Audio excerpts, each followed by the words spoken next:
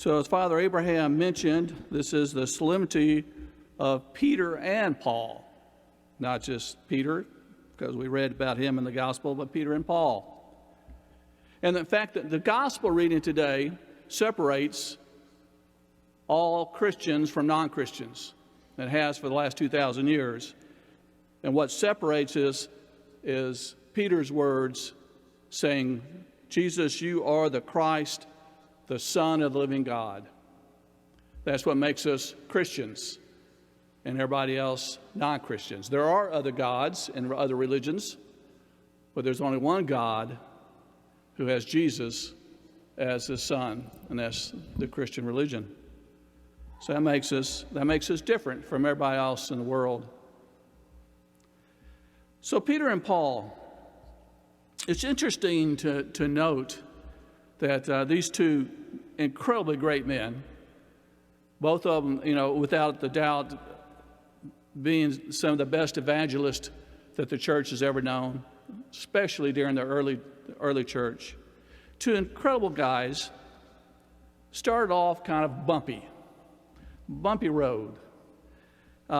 We see Paul, who was throwing people in prison, having people stoned, doing everything he could to bring down the church until he's going to Damascus, and this light hits him, and he falls to the ground, and he's asked a question.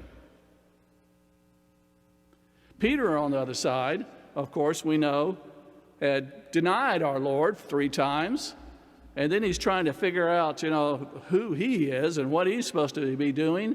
And right before Jesus leaves and to ascend back into heaven, Peter asks him the question.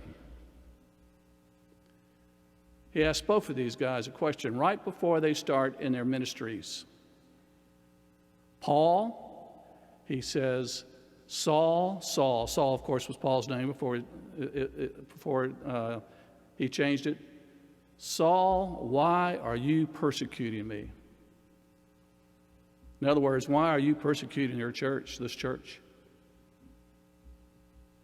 It's a good question. It's a question we all need to think about ourselves.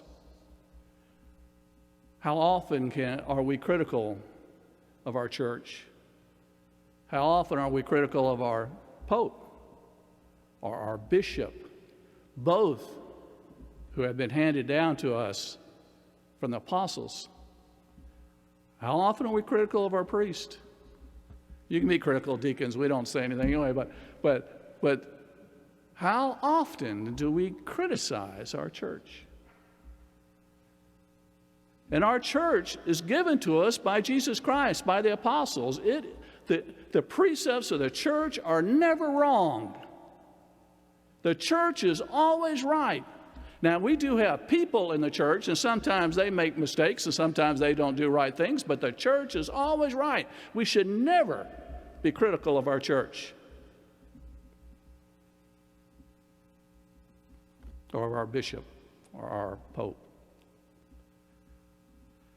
So that was a big question he asked, and he asked, us too. Why do you persecute me? Why do you say things against my church?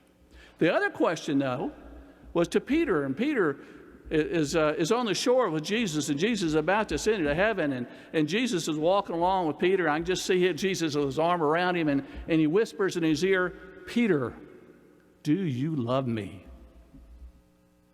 Do you love me? And of course, Peter says, yes, Lord, you know I love you. But it's a question you ask us too. Do you love me? Do you love me enough to give my life to him? Do we love Jesus enough to do what he asked us to do and to follow him and to give ourselves up to him, to turn away from this horrible world sometimes that we live in? Can we say, yes, Lord, I love you. You know I love you above all things, and I will do what you wish me to do. 2 hard questions given to 2 great men, and they both said yes. And they both gave their entire lives to Jesus Christ.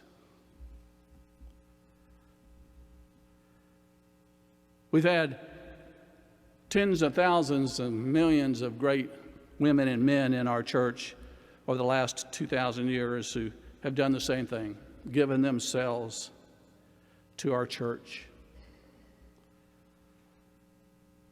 We got one sitting right next to me who's given himself up to this church. You have no idea how much he works behind the scenes that we never see, and the things he does, and the times he has to get up at 1 and 2, 3 o'clock in the morning and go to a hospital and anoint somebody. This is St. Jude's anointer.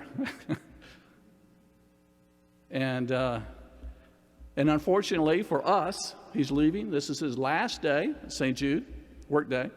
He'll be back, of course, I'm sure. But it's good news for where he's going, for the Indian church, especially here in Dallas, over in Mesquite. And so I just wanted to say that